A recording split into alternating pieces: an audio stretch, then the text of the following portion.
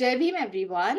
Today I have pleasure of talking to Catherine Liu, Professor of Media and Film Studies at University of California, Irvine. She's the author of many books. One of them, which I'm going to talk to her about, is Virtue Hoarders, a case against professional managerial class, and her forthcoming book on trauma and trauma culture. Welcome, Catherine.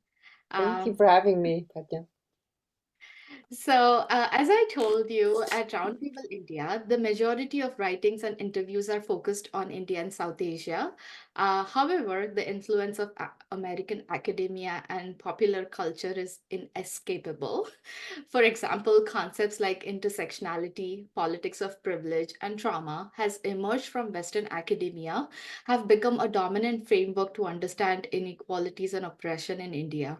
You have been a long-standing critique of academic discourse and liberal politics that decenter historical materialism and need for structural change.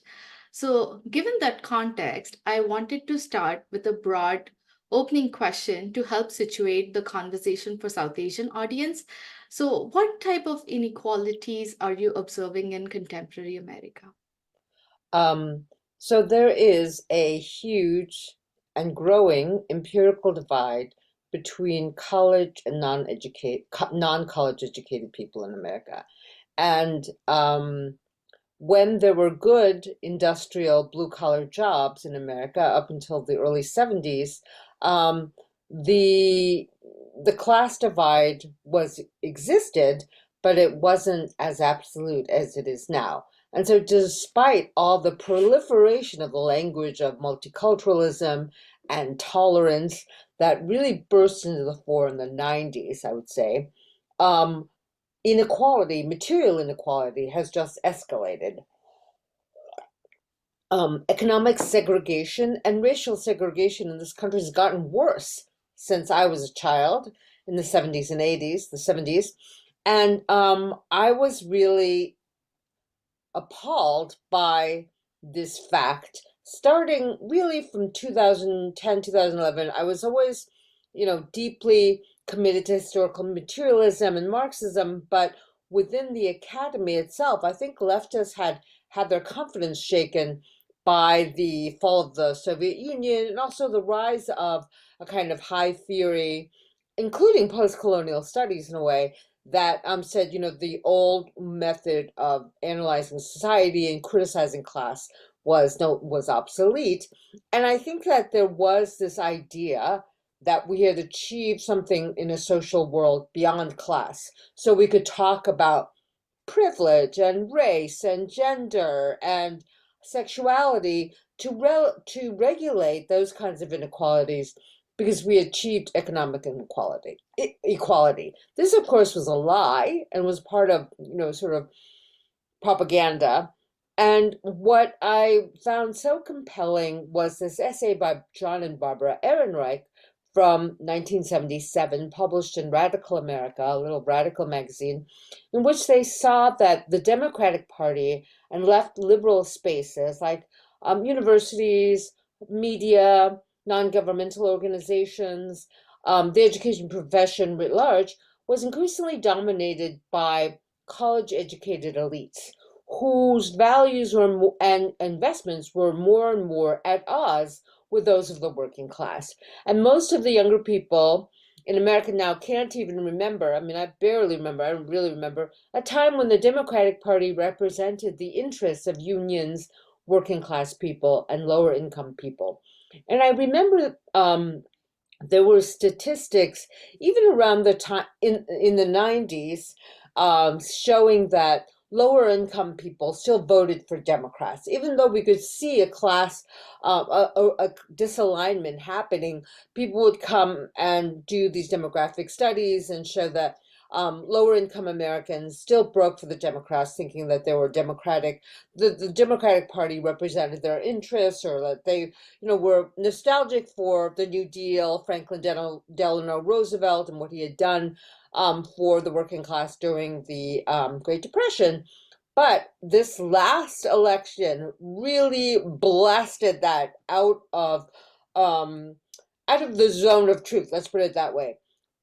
College educated elites, people making over $200,000 a year broke for the Democratic Party in ways that have never been seen before, and people making less than $50,000 a year broke for Trump.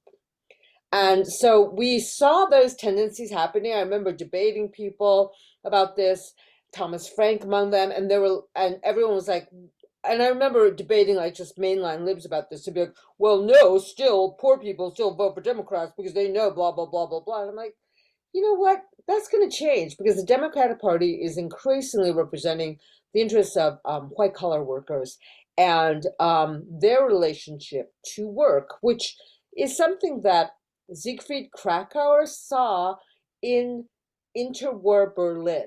That there was a group of people who worked in white collar professions who did not do manual labor, who did not own the means of production, were not capitalists, but whose values were aligned with those of the bosses. And one of the things that they felt this segment of the working class felt very proud of was the fact that they had salaries and they didn't work by the hour. So a working class person is docked by the hour, and a salaried person, does a job because of their expertise and they're paid so well, they care about their job. So they draw, like me, I draw a salary that is not based on an hourly wage, right? So this class of people and their relationship to work has become more and more alienated from working class people and working class interests. So I've seen this growth of this class's power and its hegemony with regard to what liberals imagine as progress. The thing that I want to point out for the purposes of your listeners and for Roundtable India, at least in Europe and in Anglo-speaking countries, I was just in Australia, so like former Commonwealth countries, um, Commonwealth countries, former colonies of England, Great Britain, in these countries, this language of privilege, intersectionality, tolerance, pluralism has been adopted as a pro American stance. But I also think it has been adopted by its own native grown professional managerial class, which sees itself as cosmopolitan and transnational, but whose superego and whose authority comes from Washington, D.C., comes from the elite institutions of America. I was really shocked when, I shouldn't be shocked, but, there was that whole scandal about the Nigerian writer of America, Kaka, who was accused of misgendering and everything else. And I realized even the Nigerian elites have adopted this kind of gender language to talk about equality, and they can have fights with each other about who is more enlightened. But this on continental Europe, in the NATO sympathizing countries, they have all adopted the American style, and this of adjudicating inequality through identity, and it is, was shocking for me because I'm still a child of the Cold War. I'm older, and I remember when there was a really strong anti-American, anti-imperialist left in Germany, in France, for instance. But the German situation, about which I know a little more because my husband's German, is that you have the Social Democratic Party and the SDP and the Greens totally captured by the values of the American PMC.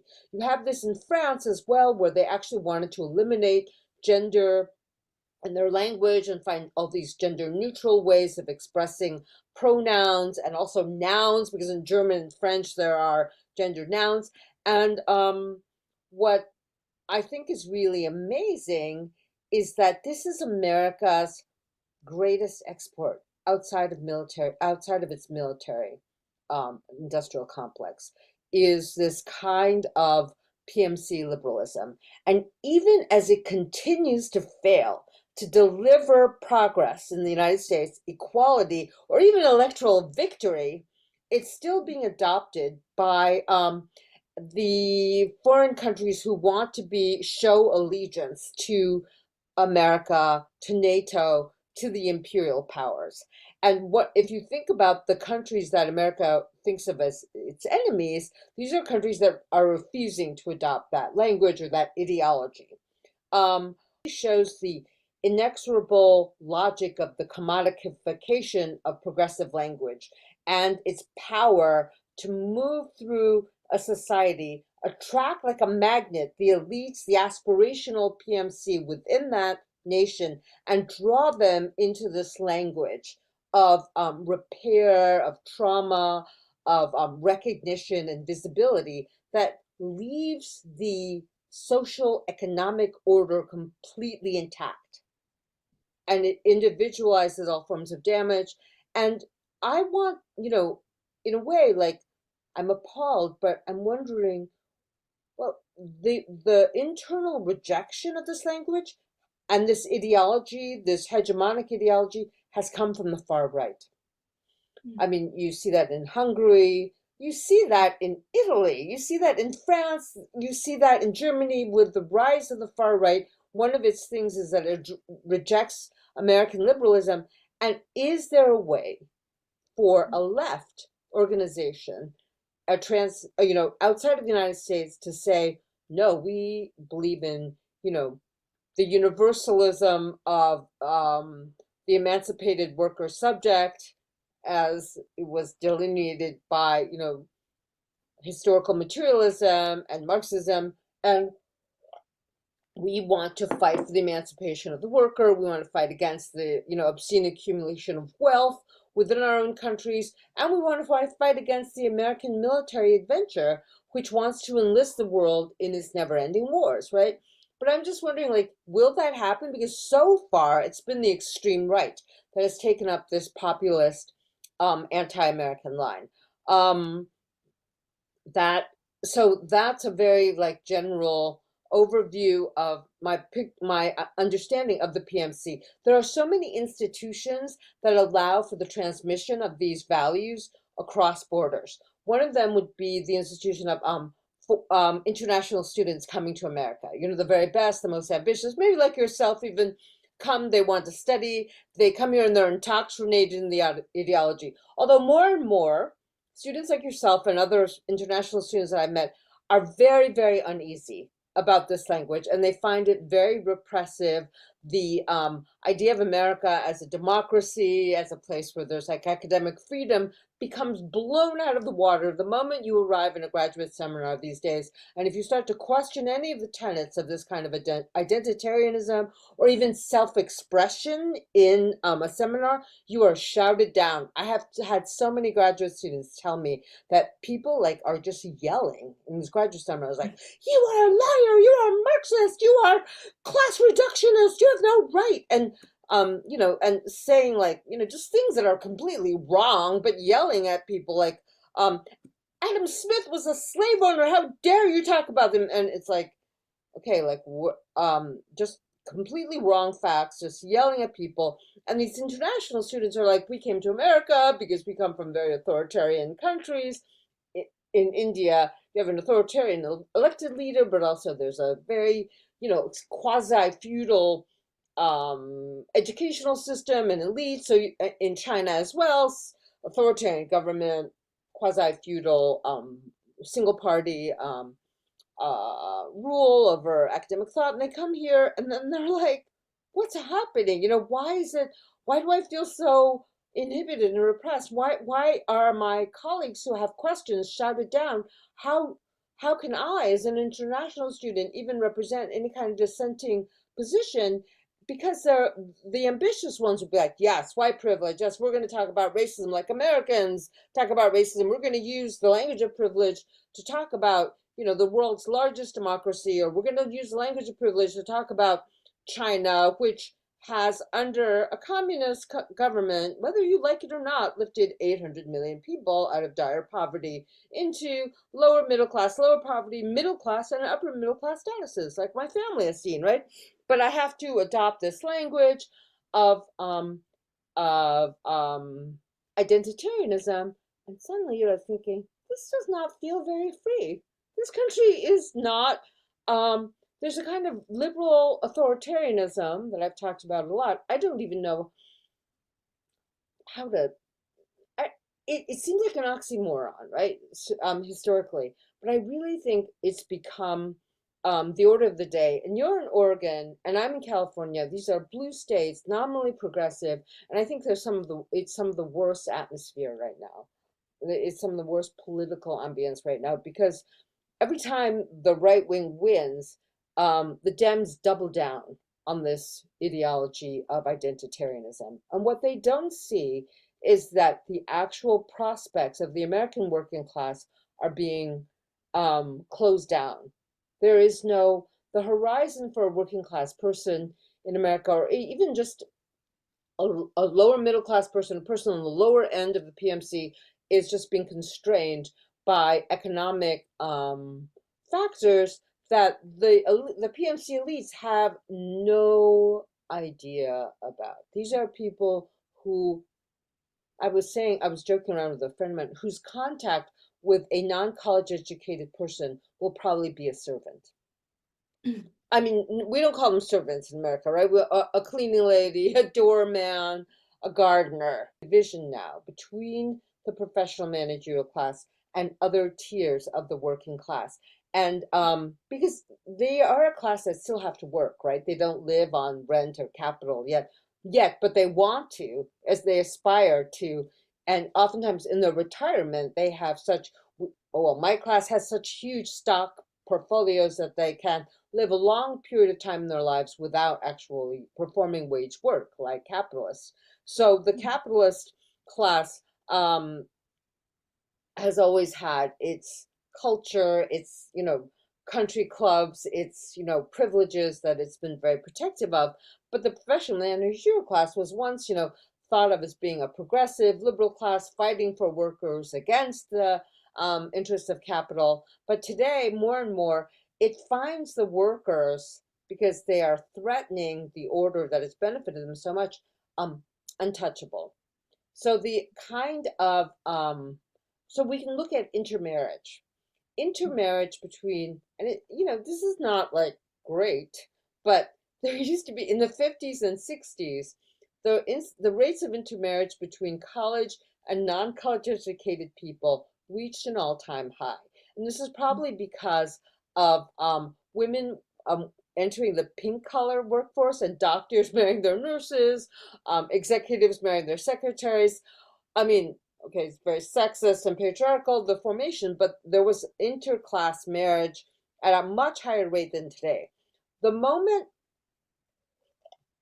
when this changes is when we transition to a post-industrial economy where most of the jobs are where the best paying jobs are now post-industrial jobs, knowledge jobs, information jobs. Women enter the workforce, and what you have today is a pairing not only of college educated people, college educated men with not with college educated women, but college educated men with higher degrees only marry college educated women with higher degrees, and even like college educated men from elite institutions marrying women from elite institutions. And this idea of marrying outside of your college educated stratum has become so inconceivable that, some people call that neo feudalism.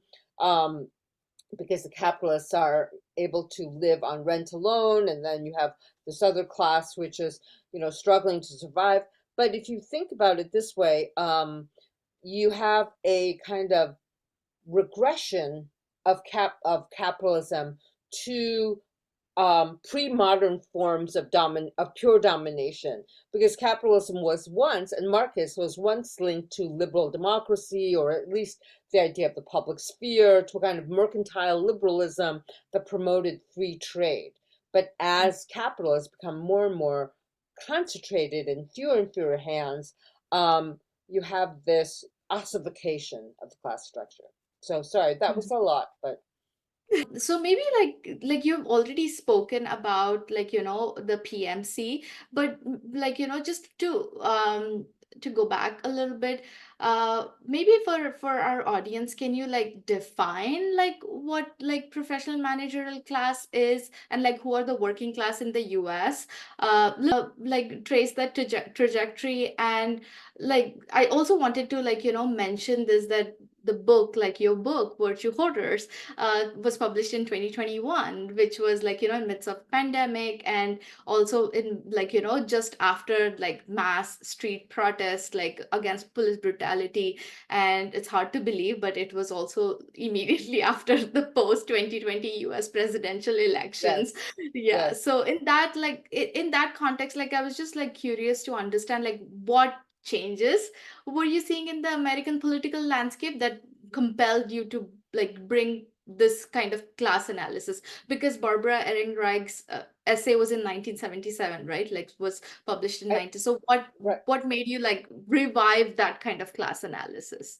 I think because it had been so absent from the academic world that I was living in, and even the academic Marxists were much more interested in sort of world systems theory, Jameson, cultural theory. They were interested in almost everything but class. And I think that that feature was part of the fact that academia was being more and more dominated by the values of the PMC, and they didn't want people to notice Mhm. that this was happening. So it was like pure hegemony. I mean, you could talk about Deleuze and Guattari, Foucault. Foucault was a very anti-Marxist person.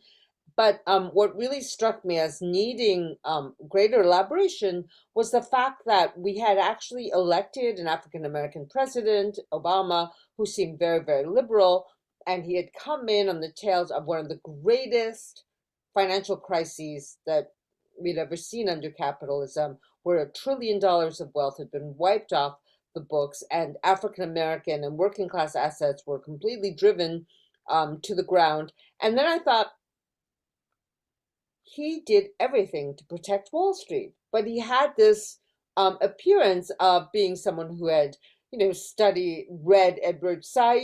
He had, discussed Foucault and Marx in his dorm in Columbia. I don't know. He seemed to be the perfect progressive avatar of a new enlightened liberalism, but instead he turned out to be the greatest protector of Wall Street and Wall Street interests because after af during the financial crisis, I read every single book I could on how we got to that point. I tried to understand subprime mortgages.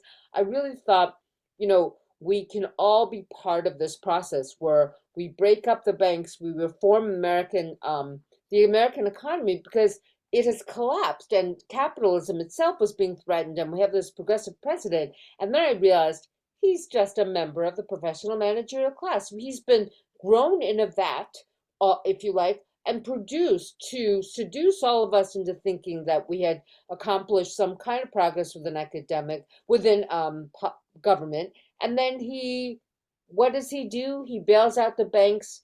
He gives them hundreds of millions of dollars of taxpayer money, and they still take away the homes from the homeowners who signed up for these subprime mortgages. So just as the banks were exploiting people to sign up for their homes, there was the case of there were so many cases of this. Like, to be anecdotal makes their stories more vivid, but you have to think about this at the 100,000 million person scale, right?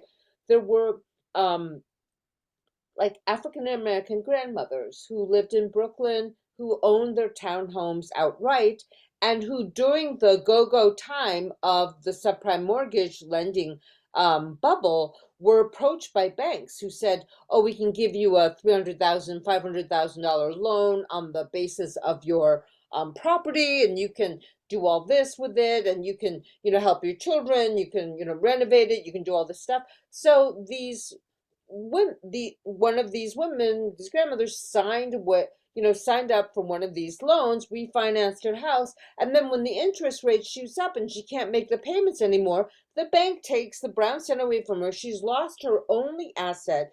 Which has housed her and her children. She's forced to take in a much smaller place, a rental place, and the bank owns outright a place that they probably pay, that they probably didn't pay out very much money for, and they turned it around and they renovated. It's a $3 million townhome in Brooklyn. So um, they're profiting every single way, and you have these middle class, lower middle class African Americans who've saved up their whole lives, whose asset is that home, and they've been swindled on every single scale. And Obama gives the banks the money to make good on the bad loans, and the banks are still foreclosing on the owners. Who can't remember? Who can forget that, right? Um, the Dems think we can forget that. It was under their watch. Like, I remember being so relieved that Bush was out of office, and then just watching this slow car crash for the working class was unbelievable. But I had, wealthy people in my family say things like, you know what the source of the economic crisis was? Every working class person thought they needed a flat screen TV and HBO.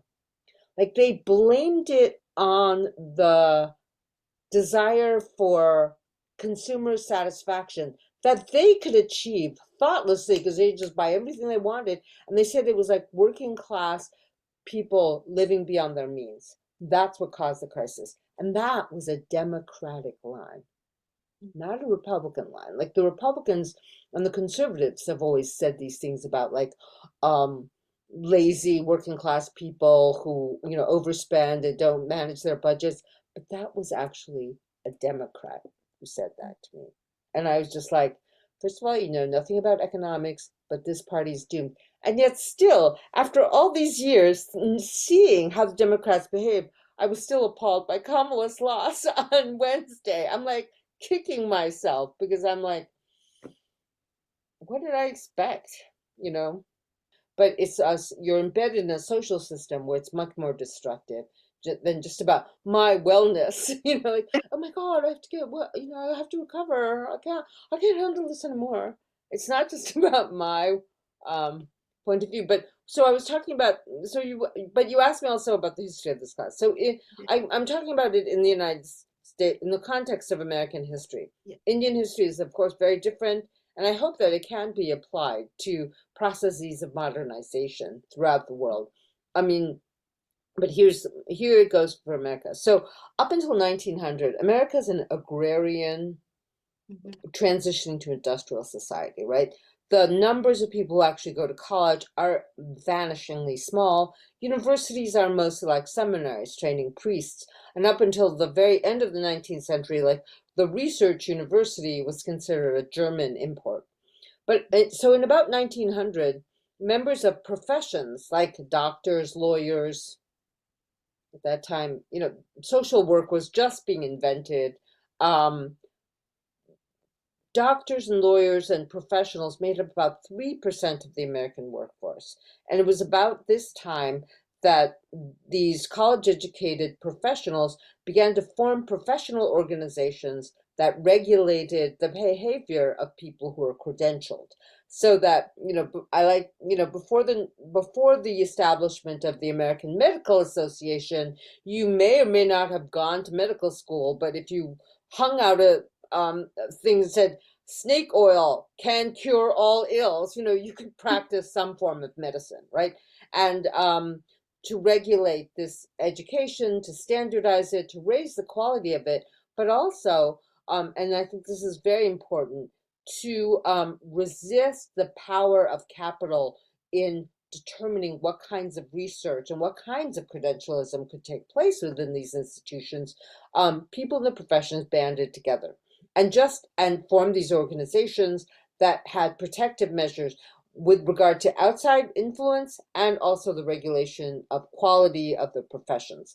And by today, it's about 20 to 25% of the American workforce, depending on how you calculate it. And we've seen emergent professions that didn't exist in 1900, like the MBA, the Master of Business Administration. Marx actually said that the managers of the family firm, which was the typical formation of a large capitalized um, corporation, which had many sunk costs in factories and infrastructure in steel and paid lots of people. The management of these family firms um, was taken up by clerks who acted more like family servants. They were embedded within the corporation, but they provided counsel as if they were, and their interests were completely aligned with the interests of the owners. They had of capital. They did not have necessarily a specialized um, management style. Their loyalty was what was rewarded, right?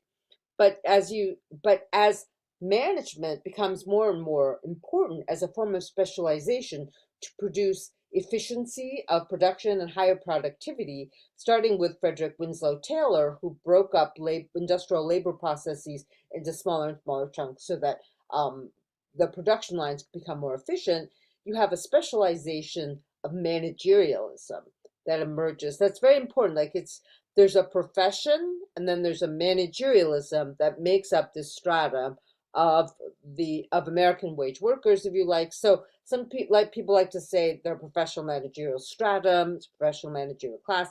I think it's emerging as a kind of class with its own interests and particular relation to the mode of production.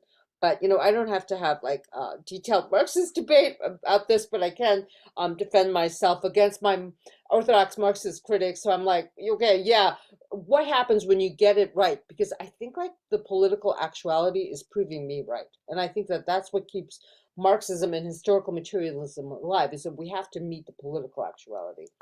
Anyway, so the regulations of the means of production and its management become more and more important as capitalism becomes more and more complex. And under deindustrialization,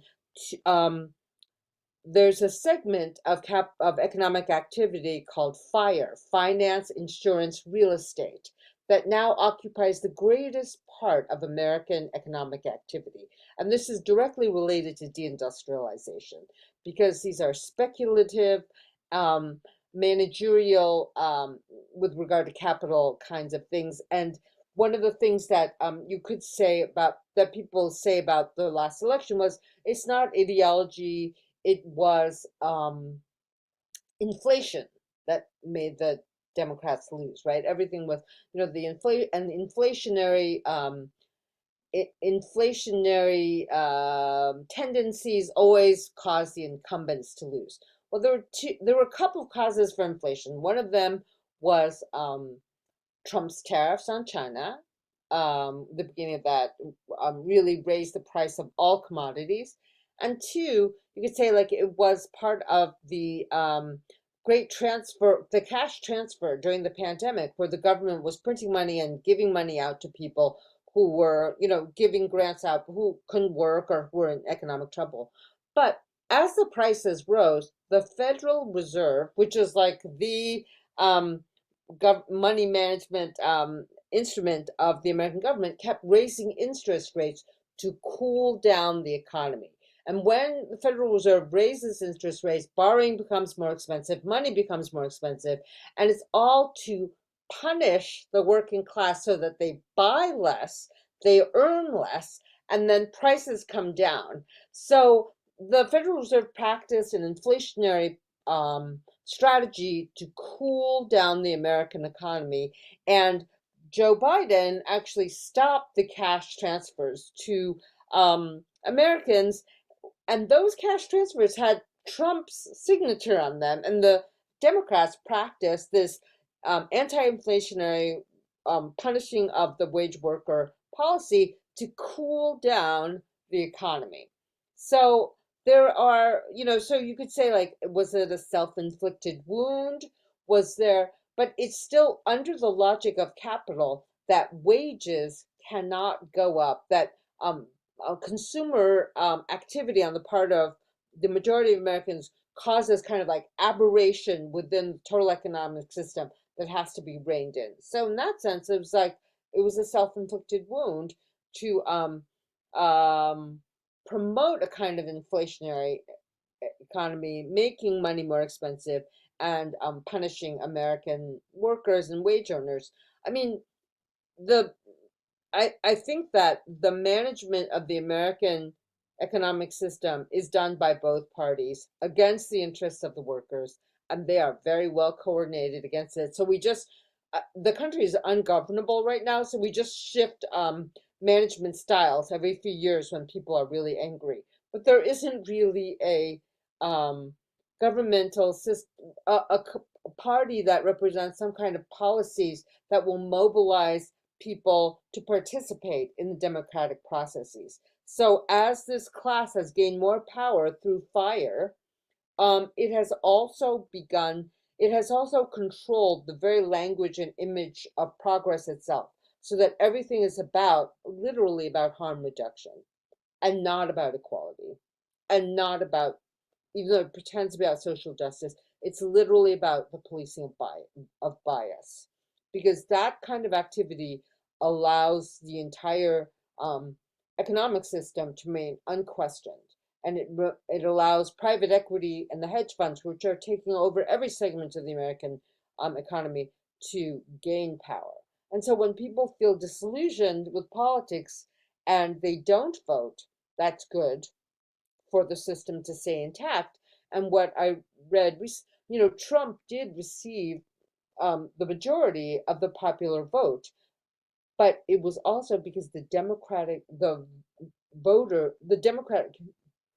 Kamala just couldn't mobilize Democrats to come out. She had depressed voter turnout. So I think I was saying to someone before the election, like, this is so depressing. I feel like we're at such a political impasse, and most people aren't like political junkies like me or you. They're going to be so turned out by the whole thing, they're just not going to vote. Yeah, actually, like some maybe because I had just read Jennifer Silva's book before, like, a few months before election, that I was not quite surprised that, like, like I somehow felt that Trump would win, Which just because, one? like, Which I book? read We Are Still Here about Yeah, the we're still here. Pennsylvania, yeah, about the coal town, Yeah, that one, and also I read about like her other book, Class Adults, coming like. up short. Yeah, Yeah, coming up coming up short. short. Yeah, Yeah, yeah. yeah, yeah. So it was less divide is rural versus urban. Mm-hmm. Like Mm-hmm. when I read her book, it was just so insightful to see how many people are disenchanted with politics in general, and Yeah. total rejection. Total reject. Right. It's like if they voted for Trump, it was a total rejection of politics. If they didn't vote at all, total rejection of politics. And what was funny was when I talked to people, when I was just in real life talking to people and of different, backgrounds and professions, I'd come home and I'd be like, Trump is gonna win. Yeah. And then at the last weekend, because I had kind of a virtual embargo on the mainstream media, and I was just reading reading Substacks and left wing accounts of things, and I thought, oh no, that's too narrow. Like, I'm in my media silo. I started reading the New York Times, and after I read the New York Times for 5 days, I was like, oh, she has a chance to win, because half their articles were like, he's a doddering idiot. He just played music for 31 minutes. This rally in Pennsylvania was empty. North Carolina showed no enthusiasm for him. Like, they were not reporting. They were transmitting wishful thinking. But Yeah. propaganda is so important, is so powerful. Like, I thought too that after the Iraq War Judith Miller thing, that I was like, I would tell all my friends, like, don't read they're lying. Like, when you read the New York Times, just say, like, this is propaganda. And yet I forgot that. And by Sunday, before November 7th or 6th, I was like, you know what? I think this is gonna win, because I was reading the New York Times coverage of the election.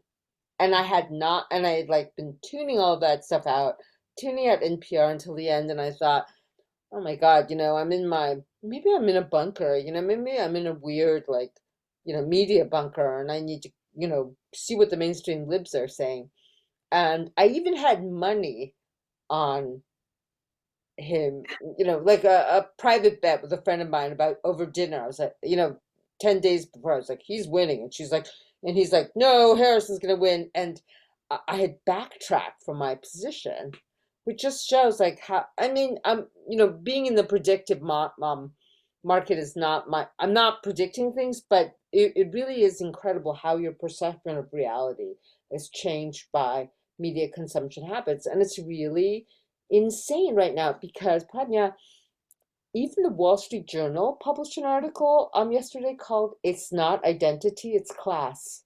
Like it's just been a wake up call for the mainstream media, and I actually trust the right wing media more to cover economic issues. I was telling people today that when people ask me like, why, what do we read if not the New York Times? I was like, read the Financial Times, read if you can afford it through a library, read the Wall Street Journal, because these right, center right and economically focused newspapers will give you a more accurate view of what's going on in the economy and the total American society, much more than the Guardian or the New York Times or the Washington Post. Um, but what I'm not gonna whine about this because I'm getting asked to talk about the situation all the time, but I'm like, why didn't they ask me to write that article? Because I have all the chops. I have the background, I have the receipts, like I'm happy. Instead, The Guardian has Rebecca Solnit go on and talk about how Americans are just so racist and misogynistic, and that's why we don't deserve Kamala Harris. It's so hateful. It's like every time she publishes something like that, like I see like 10,000 votes being lost. People are just like, you live in Berkeley. You're you're an elitist. You're an elitist, and you look down on American people. You have no idea what they're doing, and you're just saying that there's something sinful about them, that they're and they need.